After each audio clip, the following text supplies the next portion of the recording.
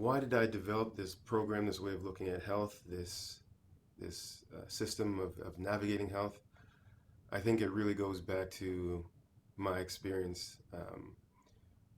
I moved here as a child of about 7 years old, and life was not easy.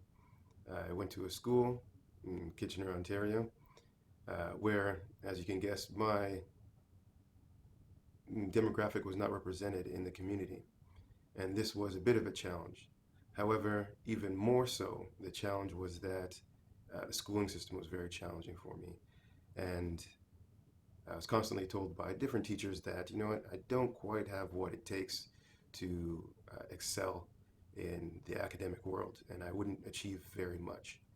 And this constantly weighed on me. My first compensation, I think, was to define my value with action, with being physical. Well, if I'm not going to be smart, I'm going to be strong, I'm going to be fast, I'm going to be more athletic than everybody else. And this is how I'm going to feel good about myself. This is how I'm going to feel strong and powerful. I'm going to physically embody these emotions.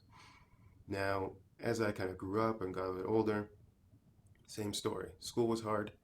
Uh, Teachers said, hey, you know what, based on my performance, it's not that great. And they'd send home the dreaded report card. And I'd have to, show my mom my success or lack of in my grades. And it was not very great. And every time I'd come home and she'd ask, well, Noel, did you try your best? And in my mind, I'd say yes. But when she asked, I reply, um, no, I could do better. At this point in time, I started to kind of define myself in a way that I refuse to believe that my best is a failure, a very physical way of looking at academics. So this created a lot of determination in my personality. And my teachers would say, hey, you know, he spends the time, he does the work, but he's just not quite there. This would be my story pretty much throughout school. I'd hit high school. They'd say the same thing. Well, I don't think he's going to get to college. Maybe he could just try to graduate. He just doesn't have what it takes in the education realm. Conversely, athletically, I was doing really great, and athlete of the year, all these kind of very positive things, and this became a way of really embodying who I was. I was this physical person, and this was what I was good at. This created a bit of dissociation with academics. Yeah, my grades are okay. I try hard. I get decent grades now. I'm still not the best. I could always improve, but I'm more this athletic person. It came to the point now, I was graduating high school, which was never supposed to be a possibility for me. And they asked, well, what do you want to do? I'm like, I have no clue. What do I want to do? Um, I want to be an athlete.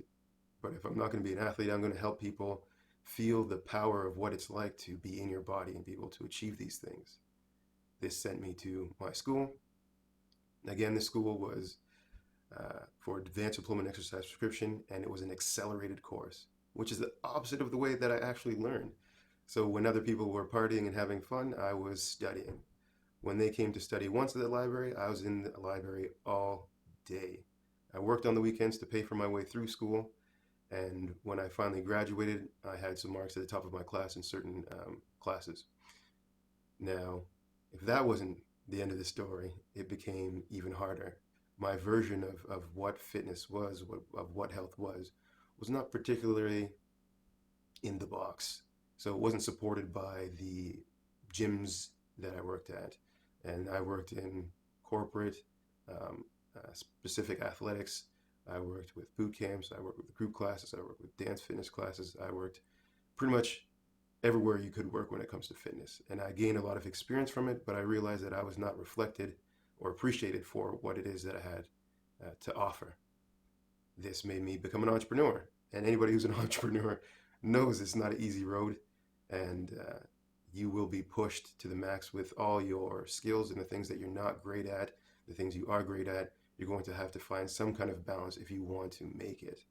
And not every day is an appreciative day, but if you work with people that see benefits in what you do, it is rewarding, immediately rewarding.